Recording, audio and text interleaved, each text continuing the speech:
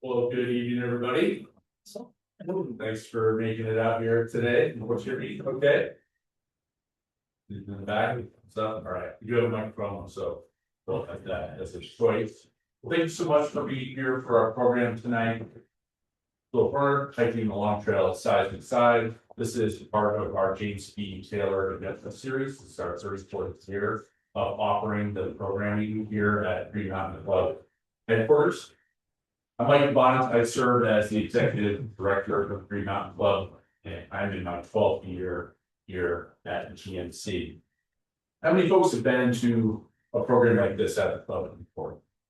Great, more than half. If this is your first time, welcome. Hopefully you'll have many opportunities to come back. A lot of you here, some familiar faces know about the Green Mountain Club, but for those of you that don't, the Green Mountain Club was founded in 1910, and our mission is to make the mountains of Vermont make a larger part of life for people. And we do that primarily by managing the Long Trail system. Long Trail is the oldest, longest hiking trail in the nation. It's 272 miles from Massachusetts to Canada. And then there's some side trails that you're going to hear about later. But in all told, there's about 500 miles of hiking trails that we manage. And we do that with seasonal trail groups and hundreds of volunteers that are individual adopters and our 14 chapters that keep this whole system going. We have 70 overnight sites, shelters, campsites, privies, and all that is managed as part of the system. We also have a robust land protection program. Club's goal is to permanently protect the Long Trail corridor. We have done all but about 4 miles of that. So we're continuing to work at that and goal of having that 100% protected in the future.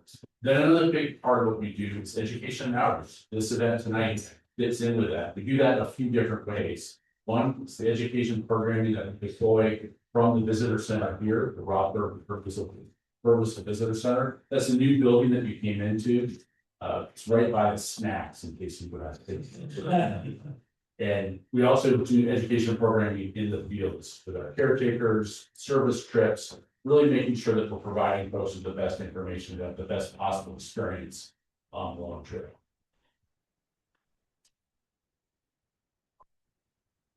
I want to thank our sponsors, the Mountain Goat, which is a great gear store in Manchester, for helping provide this event. That Edelweiss Mountain Deli and Stowe, it holds up food.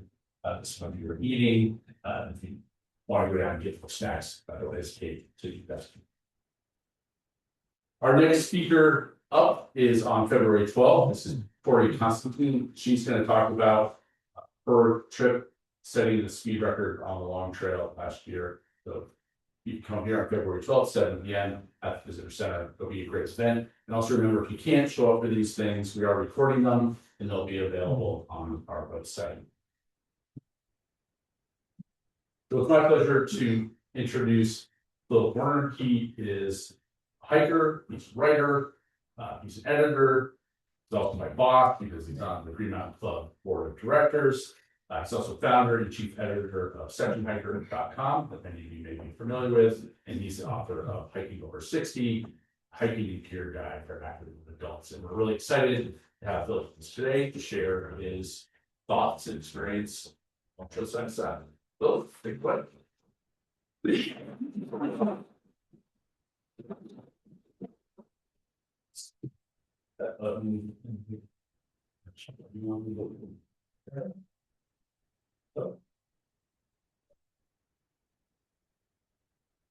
Put it right up close. Right up.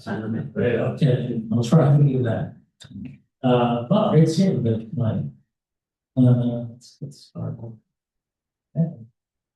Just a little bit about me. I'm the owner of sectionhiker.com. Now it's 19th year. This is kind of unbelievable to me. And I want to just mention this because it explained my affinity with the Green Mountain Club. When I had the Long Trail in 2018, and when I was preparing for that, I started a blog in 2007, and 3 years into that blog, I actually decided to quit my job, my corporate job, and go full time on the website. And since then, that's all I've done. And so that sort of gives some background. I've been associated with or familiar with the Long Trail and Green Mountain Club for quite a long time. It really was the inspiration for my career today. I'm also author of Hiking Over 60, published last year. And I just mentioned if you or anyone you know are interested, I'll be giving a 3-hour class about hiking over 60 on March 21st here at the GMC. And so if you're interested in getting out to the trail and getting hiking, or if you know someone who's also interested, please have them sign up. That'll be a great class. And I'm also on the board of directors, and I'm very active and thrilled to be involved in the board. Okay, so I decided in a nutshell, this is 88 trails, the list of 88 trails, 166 trail miles. The trails are not contiguous, but they do intersect the long trails. So basically, these trails don't. If you think about a long trail being a trail that runs the length of Vermont north to south, south to north, the side-to-side trails are all the trails that intersect the LT from the east and the west. So you're basically climbing up to the ridge of the long trail from both sides. So this is the side-to-side trails. Now, the reason I have an asterisk here is because some of them don't actually connect to the long trail, but they're on the list and they've been sort of grandfathered in. But there are only a few of those. You could do them through day hikes or backpacking trips. One of the great things about this list is you drive to and visit the communities up and down the side long trail. Now, I just moved to Vermont about 2 years ago, and I was trying to figure out where to live. And so I was hiking this list and visiting all the towns up and down Vermont. It was great. It was a great way to learn the state. So I really enjoyed the list just for that reason, not necessarily just the hiking. And it's just great hiking. You get to meet a lot of really happy people, both the side trails as well as along the line. So, some reasons to hike the side to side. Well, it really is a great on-ramp to the long trail. If you're thinking about hiking a long trail in pieces or all at once, it's a good way to get up to the long trail, hike a small section of it perhaps, but also to see what the terrain is like. So it's a great on-ramp. It's great to revisit the long trail without having to hike again. When I got to Vermont, I thought, should I hike the long trail again? And I don't really want to do that, but I do want to hike to the long trail and just get the vibe again. And so it's a great way to do that. The terrain is very similar. This is also a fun family or multi-generational quest. It's a list, and you're kind of, it's an adventure. It's a set of adventures that you can do with family members. It takes the guesswork out of figuring out what to hike each week. It's one of the reasons I'm a list hiker. I like hiking lists, deep lists, trail lists. And one of the nice things is that you just don't have to worry about what do I have to hike next or what do I want to hike next. That process can take me hours to try to figure out what to hike. If I have a list I have to hike, then I know what I have to do. It also exposes you to lots of other recreational opportunities across Vermont.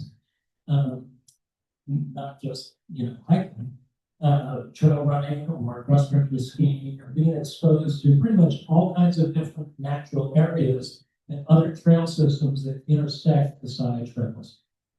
And then you also become a member of the Green Mountain Club community. And I don't mean just the club, I mean all the people in the club. It's a happy group. So, now, are the rules? Well, there are no rules.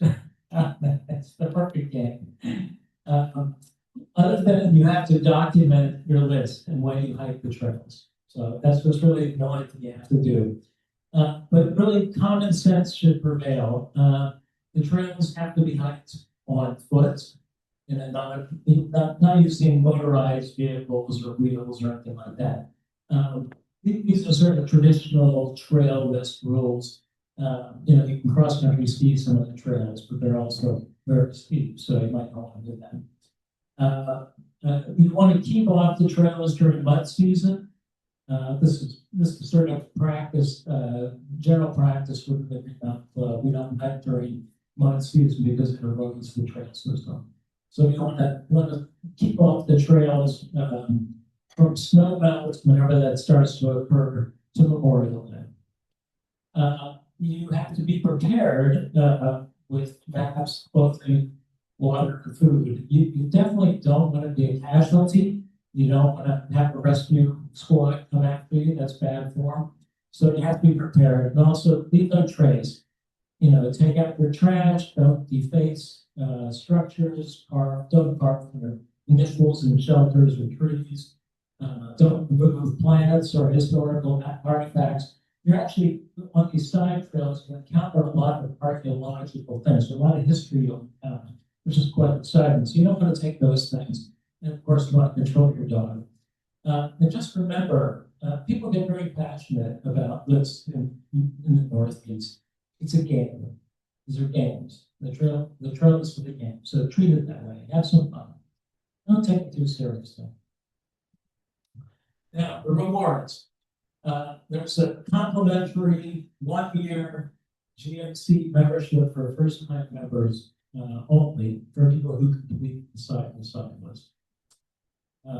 You get a side-by-side certificate, a rocker patch, that side-by-side emblem there, the GMC logo patch, you get your name listed, and follow 11 Summers Long Trail Wins, and knowing that you're one of the few people who hiked the list.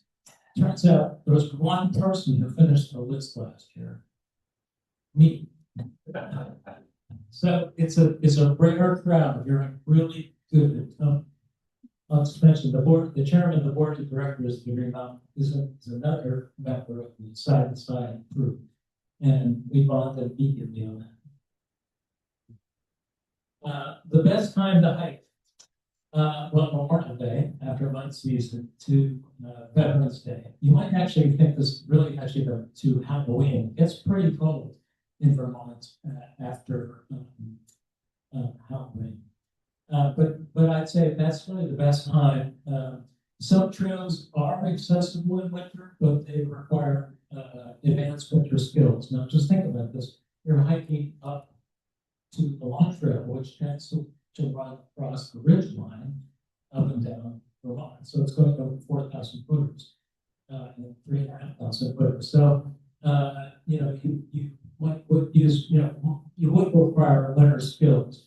Actually, one of the first trails I hiked on side-by-side list was actually a couple years before I really got into the list, was up Mansfield in winter. And that was basically a mountaineering expedition. Just be forewarned, although it's a great opportunity to learn those skills and use them. And then winter comes really early on the higher peaks, as I mentioned. By Veterans Day, it's winter. So you think about the logistics of hiking a side-by-side, it's a fairly narrow window of time within the year that you can actually hike it. So it's normal to take a couple of years to hike it. That's not bad. It's nice to save for these lists. Now, how do you keep track? There is a downloadable spreadsheet on the Green Mountain Club website that you would use to record the trails that you've hiked. And the list of 88 is broken up into these 12 divisions. Why are there 12 divisions? I haven't the faintest idea. I have looked at my Sigma.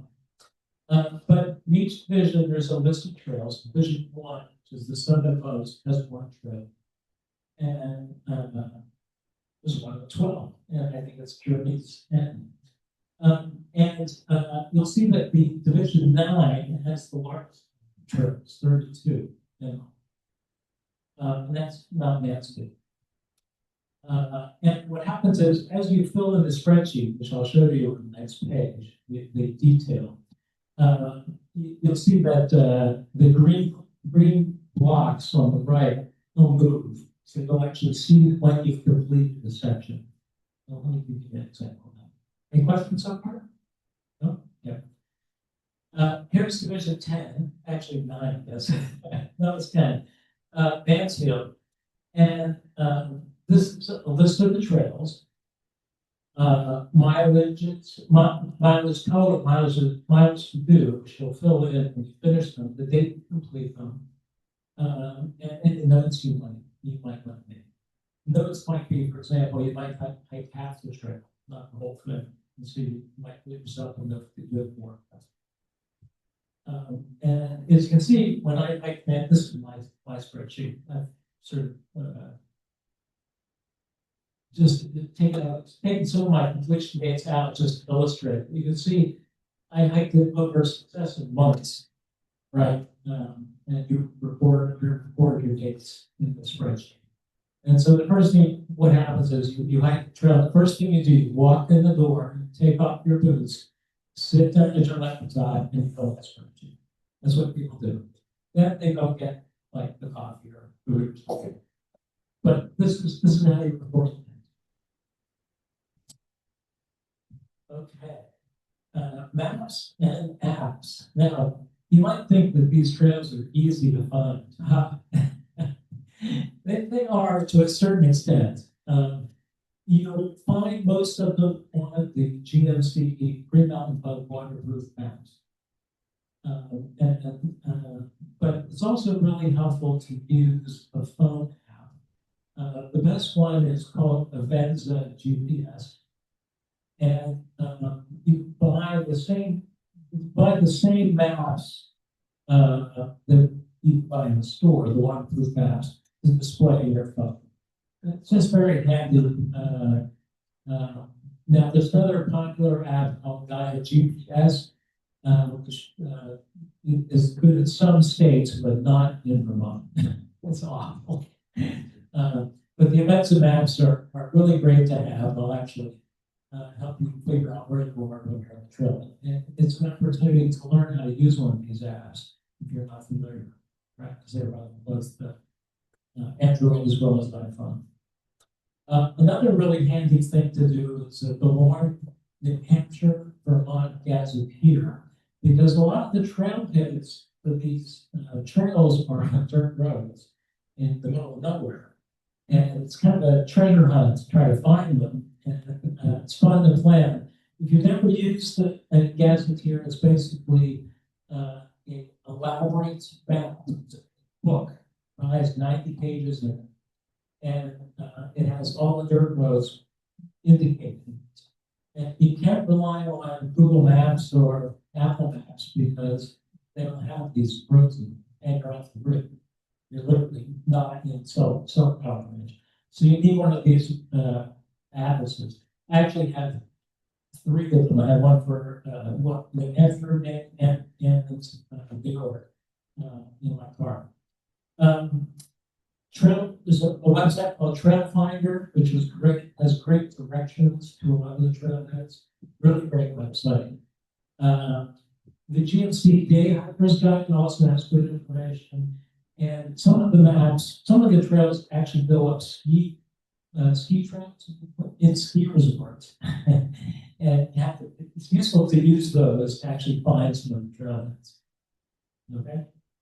So it's a fun adventure. It's not necessarily super well defined, but it's a fun process to actually figure out how to find the trail events in the trails.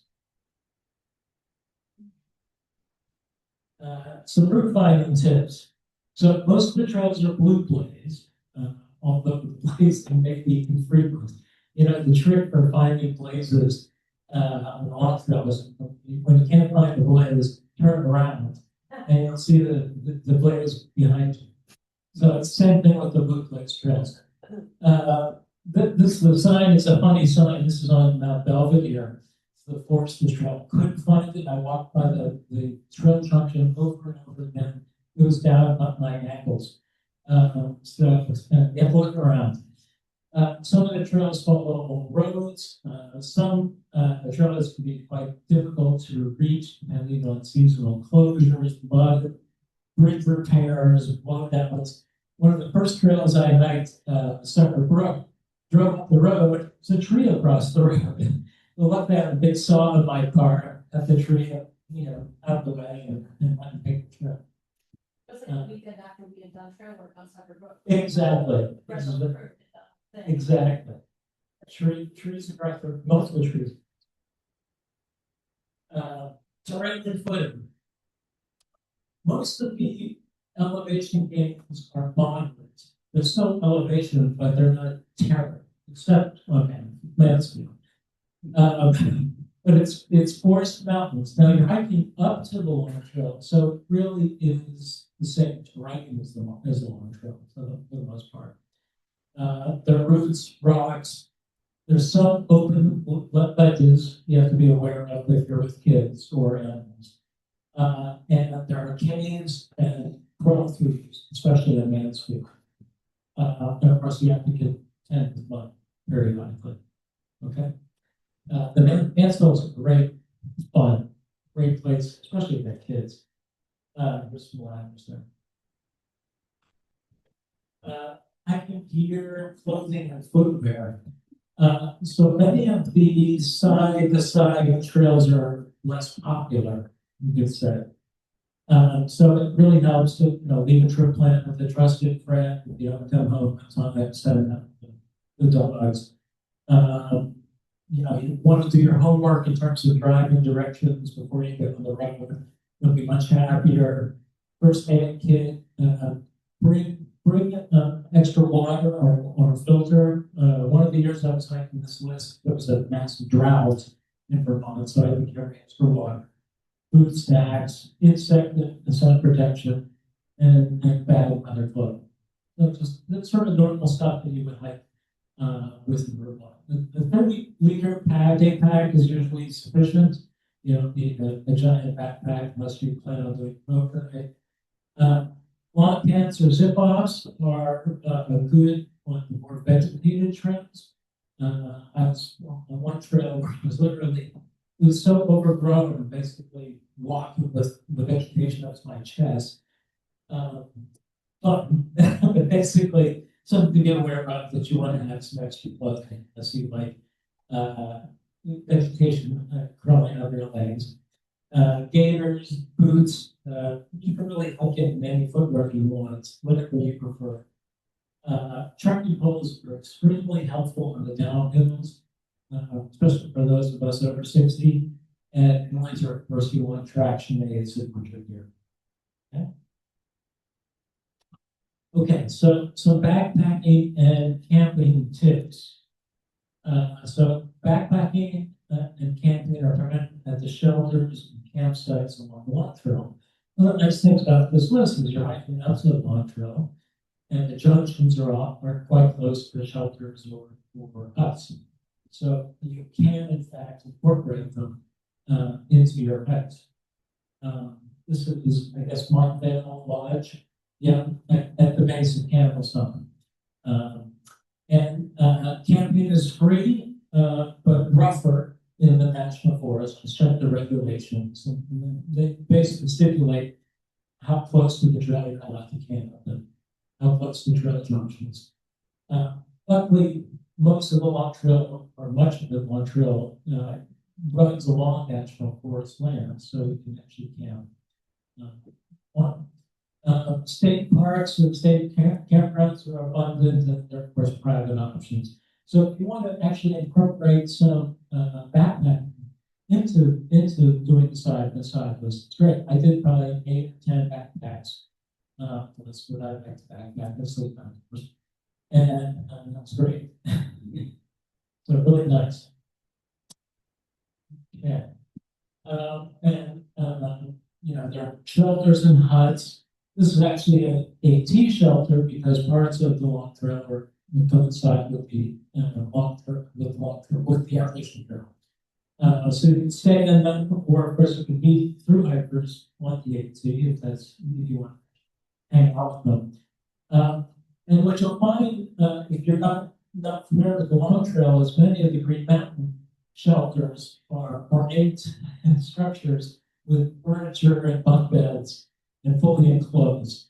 And they're really quite fun to camp in. And this is Butler Lodge on Mansfield. But a lot of them look like that. They all have tables inside, so you can actually share meals with other people staying there, and then husbands. Another alternative for us are campsites. You can camp on what are called durable surfaces, generally around the shelters, and that's what I virtually did. And so, basically, there's places where through hikers or walk-trail hikers will camp, nearby where other people are sleeping. I prefer, after many years, to not sleep with other people in a shelter. So I don't like people to snore or wake up 3 in the morning or whatever. And I like to have my own private room. So I like to camp in my own tent. And these are some of my campsites. Okay, so list strategies. Now, you can do as many trails. So if you want to get through the list in a reasonable amount of time, you should try to do as many trails or trail miles as possible on every hike.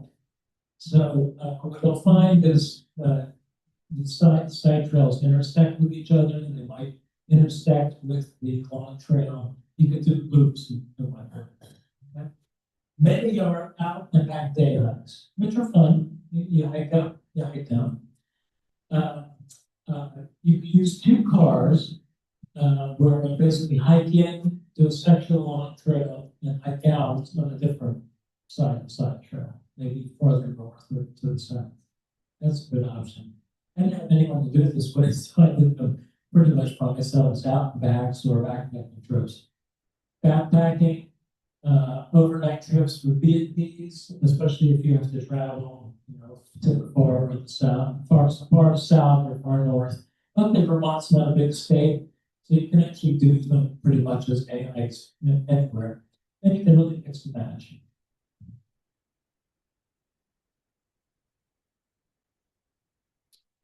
Now, here's just an example of a backpacking trip that I did, a crazy backpacking trip where I was cleaning up some trails I hadn't hiked on Campbell's Run.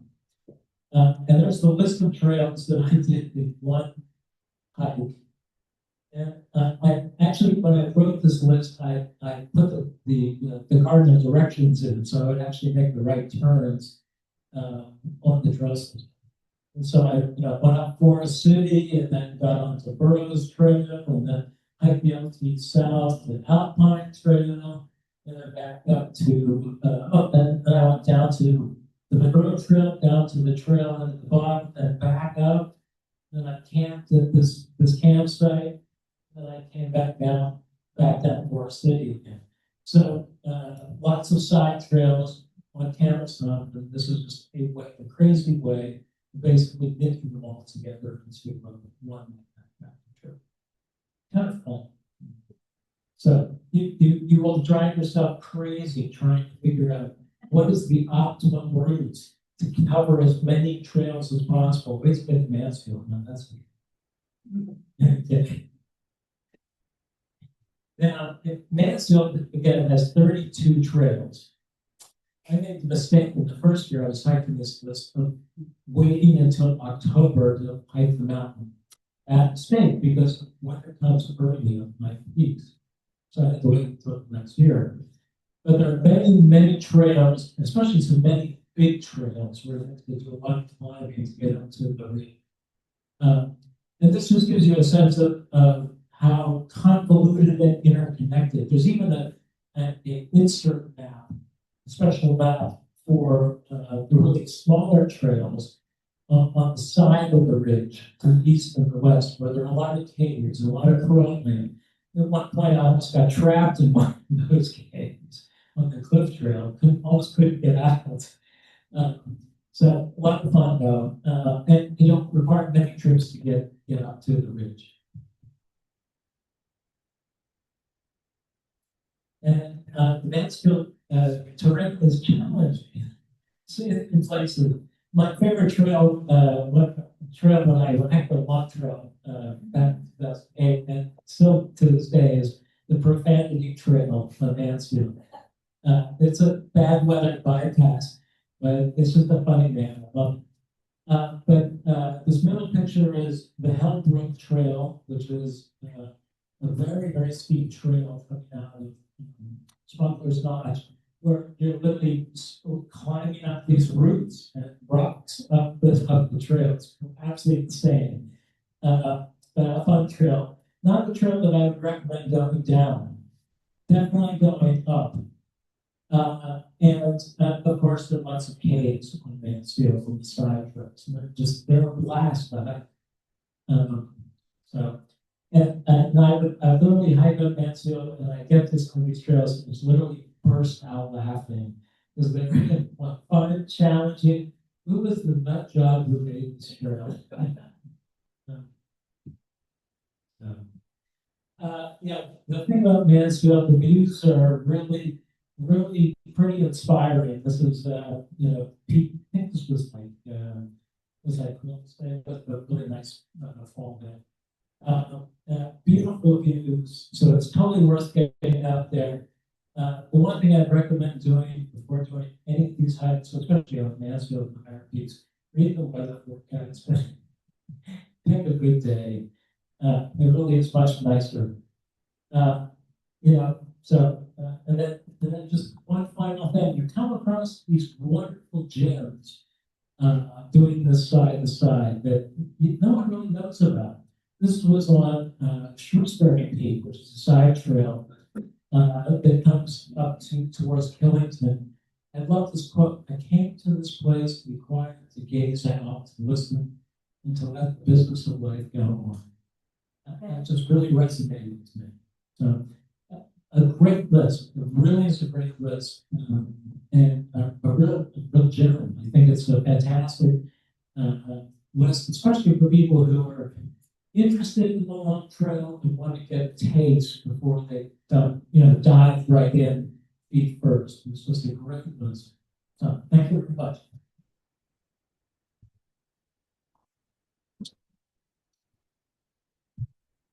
Thank you so much, Philip. It's inspiring to see all those great photos and hear the stories. It's the fellow side to sider. It's one of the most unique experiences that you can have. Meeting people is wonderful.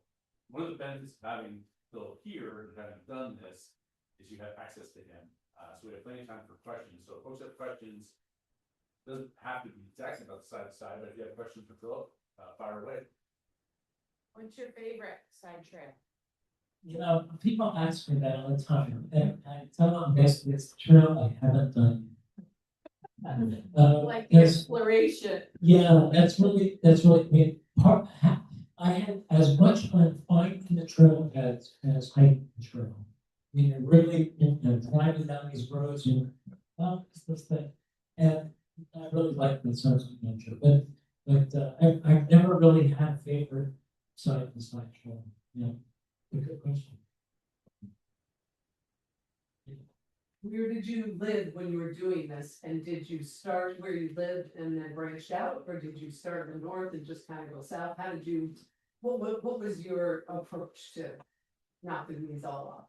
I was living in Bristol and I did start in the Bristol area. And then I pretty much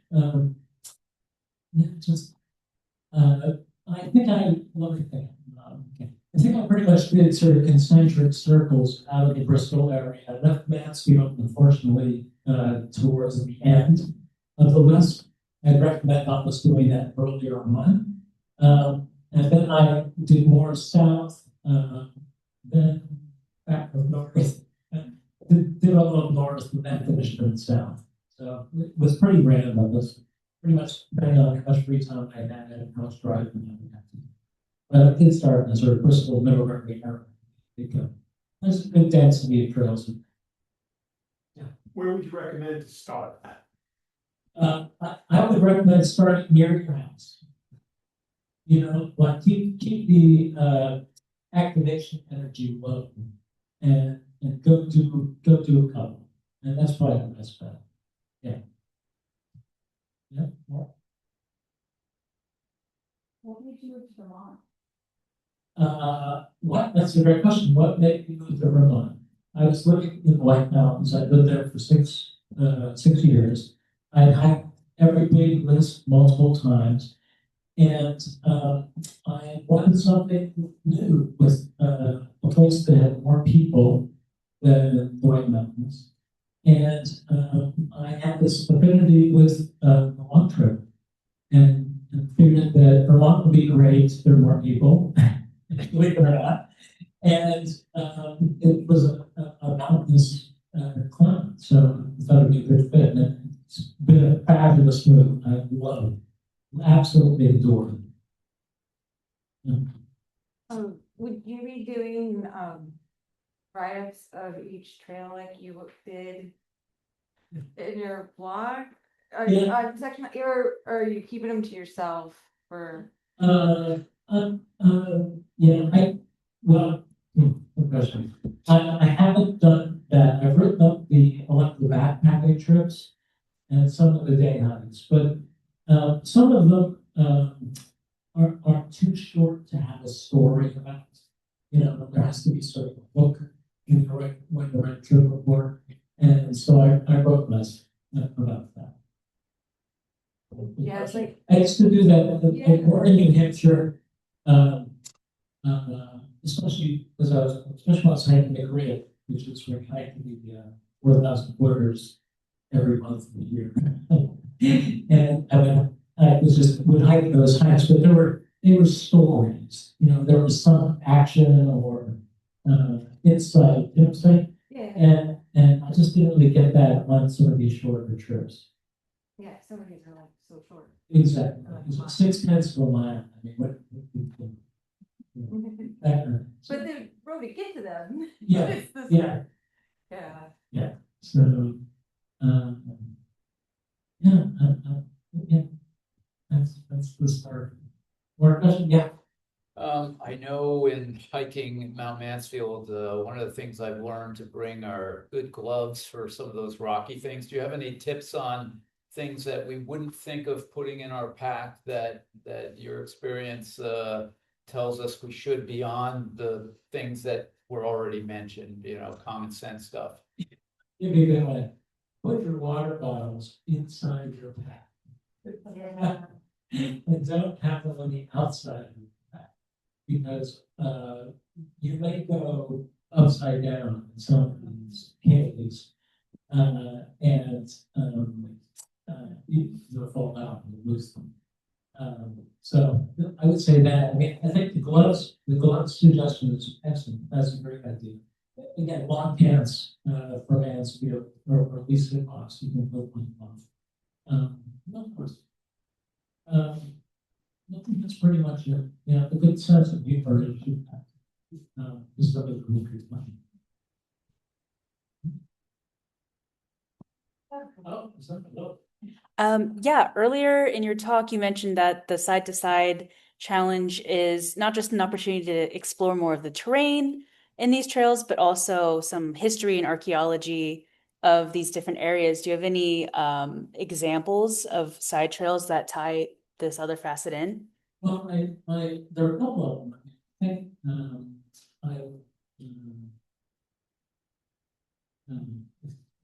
they're flooding back into my mind now.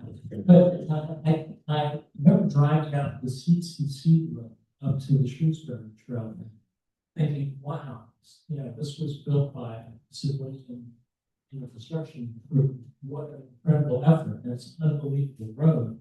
This goes up in the Stratton." And so that was marvelous. And we're just, you know, just learning about, for example, asbestos mining near Bellevue. There's all kinds of stuff that you come across that you wouldn't actually even find on the long trail, right? And I'm just driving through these communities. So that's just some of them, but remember, you get to a lot of the fire towers. You climb up them and there's wax on them and they explode, and sort of the word goes on and start. So there's some of that, yeah. I had a couple. First one was, what was the longest overnight you did? Like, I think I only did one nighters. Yeah, I mean, they're pretty short segments. I mean, I generally hike about 10, 12, 15 miles. And then the other question was probably what the food you ate, did it mostly just packed and carried? Yeah, I eat regular food on the trail. I never, Had to- I mean, the only thing I do actually like, I'll confess, is I like tuna packed in olive oil with Knorr's bright stuff. So that's kind of what I eat when I go backpacking, and then I just pack almond butter sandwiches with honey. Mostly real food. I never go for the dehydrated stuff. Okay. Yeah. Thoughts on all the technology that's happening with Garmin's and Apple Watches and.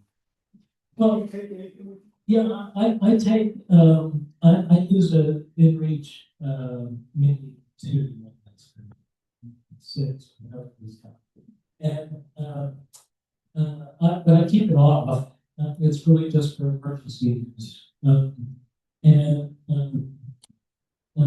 It's just a useful, get out of jail card. It has to be 12 months a month back unless you buy it. And so I carry that. I use, I prefer a compass, frankly, and a map.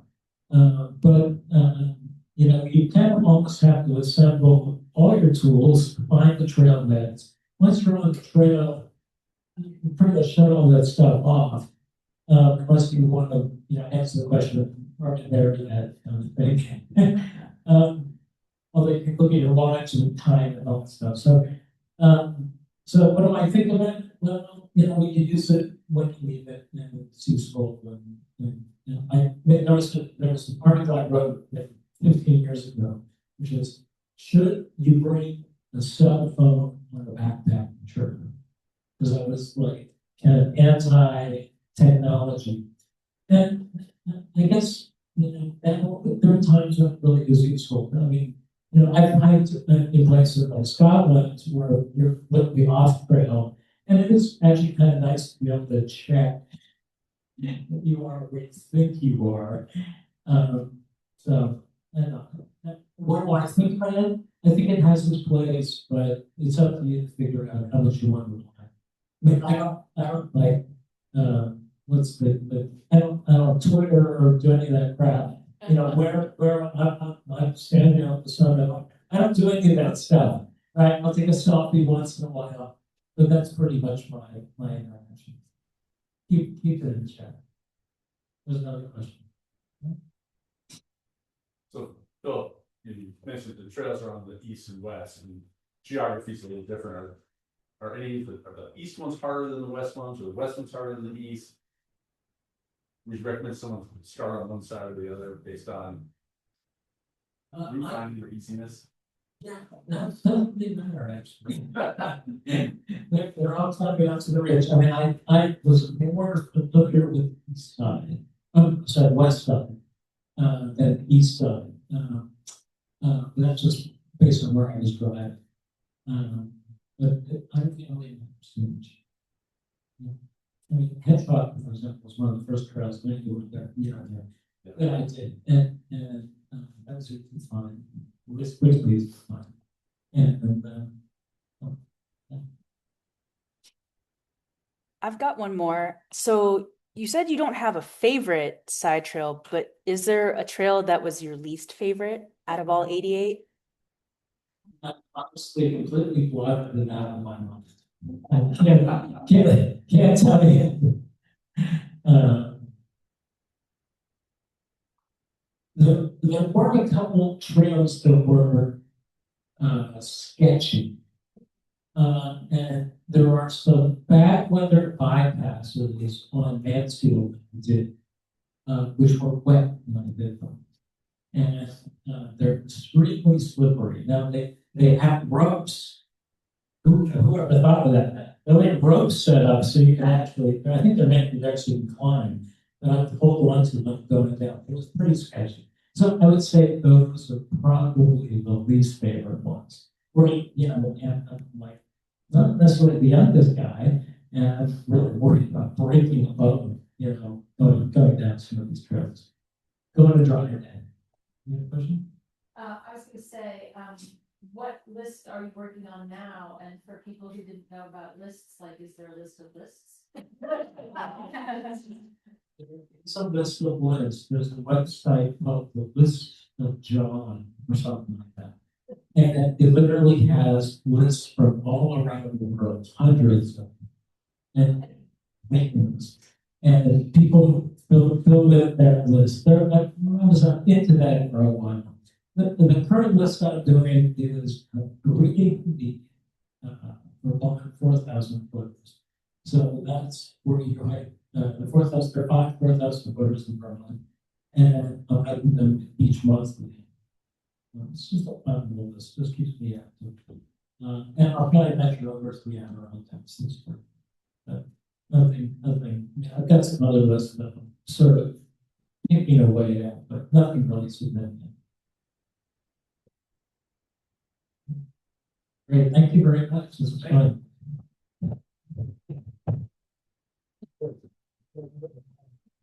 Thank